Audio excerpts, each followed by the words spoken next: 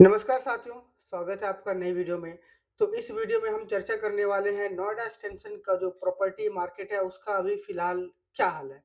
ये आप सभी को पता है प्रॉपर्टी रेट जो है पिछले 1 से डेढ़ साल में लगभग दोगुनित हो गया है। जिन्होंने मैं मैक्सिमम आपको पता ही है अम्रपाली के प्रोजेक्ट की जो सेल और रीसेल करता हूँ। तो जो प्रॉपर्टी पहले 4000 के आसपास थी आज के डेट में 7.5 8 के आसपास एप्रॉक्स तो बिक ही रही है या फिर लोग इसकी डिमांड इतनी तो कर ही रहे हैं। बट क्या है एक्चुअल में मार्केट का रियल एस्टेट का एक्चुअल हाल है? या मैं आपको पता है रियल एस्टेट से जुड़ा हूँ तो बहुत सारे जो प्रॉपर्टी डीलर्स हैं और उससे जुड़े भी और भी कई सारे लोग और पूरे ऑर्गेनाइजेशन से मैं लगभग डेली कनेक्ट रहता हूँ। तो वहाँ पे आजकल माहौल जो है बहुत ठंडा पड़ा हुआ है। पूरे महीने में जो यूनिट्स जो पहले हम जितना बेच पाते थे, अब लगभग उसका 50 से 70% जो है लगभग वो कम हो गया है। और उसका जो कारण है वो सिंपल है, वो है बिल्डरों का जो लालच। जो बिल्डरों का लालच ये था कि उन्होंने day by day, month by month उन्होंने जो रेट जो है दिन दुगनी रात चौगुनी की तरह आर्टिफिशियली बढ़ाते गए। वो ये सोचे बिना कि क्या यह रेट जो आम बायर है उसके बजट में है भी या नहीं है, क्या वह ले भी पाएगा या नहीं ले पाएगा। फॉर एग्ज़ाम्पल के तौर पर एक 3 बीएचके आज के डेट में जो लगभग 1 करोड़ रुपए मिनिमम तो है ही। मैं आम्रपाली के की बात करूँ तो उसमें 1 करोड़ से नीचे है, बट उसके अलावा जो भी बिल्डर्स हैं, सबके प्रोजेक्ट की जो प्राइस है 3 बीएचके की 1 करोड़, 1.5 करोड़, 2 करोड़, ढाई करोड़ तक आराम से जा रहा है। जो नए-नए सेक्टर में नए-नए प्रोजेक्ट लॉन्च हो रहे हैं, वो तो आराम से 2 ढाई करोड़ रुपए में 3 बीएचके ला रहा है। बट आज की डेट में सबकी हालत जो है पूरी टाइट हो गई है। जो कई सारे बिल्डर्स हैं जिनके जो सेलर्स हैं जो एजेंट्स हैं वो मुझसे कनेक्ट करते हैं और वो ये कहते हैं कि जो प्राइसेज़ हैं, इस प्राइसेज़ के अनुसार अब उन्हें माल बेचने में बहुत प्रॉब्लम आ रही है। जब वो पहले आराम से जितनी सेल कर पा रहे थे उसको 70% तक सेल कम हो गई है और इसका कारण वो है प्राइस जो हाइक है वो बहुत ज़्यादा हो गया है। क्योंकि इस वजह से क्या हो रहा है कि जो आम बायर है उसके बजट से जो है वह पर आगे निकल चुका है। एक आम बायर आज की डेट में मुझे भी कॉल करता है 50 लाख, 60 लाख, 70 लाख तक की उनकी डिमांड होती है मतलब बजट होता है। कि 70 लाख में मुझे 3 बीएचके के आसपास 60-70 तक में आप दिलवा दो, है ना? या 2 बीएचके है तो 60 लाख और 3 बीएचके हो तो 70-75 मैक्सिमम, है ना?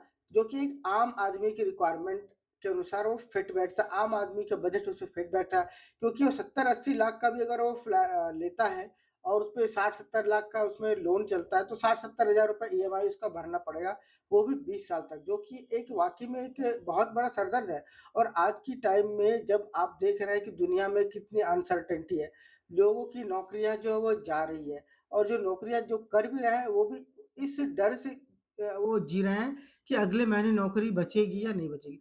तो ऐसे माहौल में अगले 20 साल के लिए कोई भी लोन लेना नहीं चाहेगा। ये मैं रियल फैक्ट बता रहा हूँ, मैं खुद आईटी इंडस्ट्री में काम करता हूँ और मुझे भी इसी फ़ियर से गुज़रना पड़ रहा है कि अगले कुछ महीने में क्या टेक्नोलॉजी चेंजेज़ आएँगे, उसके अनुसार जो है वो अपने आप में इन्वेस्ट कर रहे हैं, लोग अपने स्किल्स बढ़ा रहे हैं, ना कि वो एक बहुत बड़ा लोन ट्रैप में फँसना चाह रहे हैं। आज की डेट में 1 करोड़ रुपए में 3 बीएचके लेकर उसे रेंट पे भी लगाना एक बहुत बड़ी मूर्खता मैं कहूँगा। उस उससे अच्छा उस पैसे को अगर आपके पास 1 करोड़ रुपए है, तो डायरेक्ट एफडी कर देंगे तो महीने के 60-70 हज़ार रुपए आराम से बैठे-बैठे उसका इंटरेस्ट आ जाएगा। और अगर नहीं भी है, तो जो 1 लाख रुपए ईएमआई भरने से अच्छा है 25 हज़ार रुपए रेंट पे कहीं पे रहिए और उसके बाद आप तो जो 75 हज़ार रुपए बच जा रहा है, उसको आप एफडी में इन्वेस्ट कर दीजिए। मैं स्टॉक मार्केट वगैरह से का ज़्यादा नॉलेज है भी नहीं और ज़्यादा प्रमोट भी नहीं करता। तो ये तो आज की मार्केट की हाल है। तो दोस्तों आज की डेट में रियल एस्टेट की हालत बहुत ख़राब है। जितने भी ब्रोकर्स हैं जो मुझसे बात करते हैं सब यही कहते हैं कि भैया कुछ करो, कुछ प्रमोट करो। तो बस मेरा सीधा सा जवाब होता है कि भैया प्रमोट तो कर देंगे, आप रेट कम कर दो। जो 8,000 में बेच रहे हो 6,000 में बेचो, 6 साढ़े 6 में बेचो तभी जो एक्चुअल बायर के बजट में फिट बैठेगा और 6,000 के आस-पास अगर कोई चीज़ है तो इन्वेस्टमेंट के हिसाब से भी सही लगती है कि अभी आप आपने 6,000 में लिया, तो आने वाले 2-4 साल में हो सकता है वो 8, 9, 10 तक चले जाए। लेकिन जब आप लोगो ही 8 में, तो 8 से जाके वो 16 का हज़ार का रेट होना तो लगभग इम्पॉसिबल है, क्योंकि नोएडा एक्सटेंशन तो मुंबई की मार्केट नहीं है कि यहाँ पे जो रेट जो है आज जो है 5 साल बाद इससे 4 गुने हो जाएगी। हाँ, यहाँ पे एक मिडल क्लास के लोग जो है वो अमूमन रहने आए थे।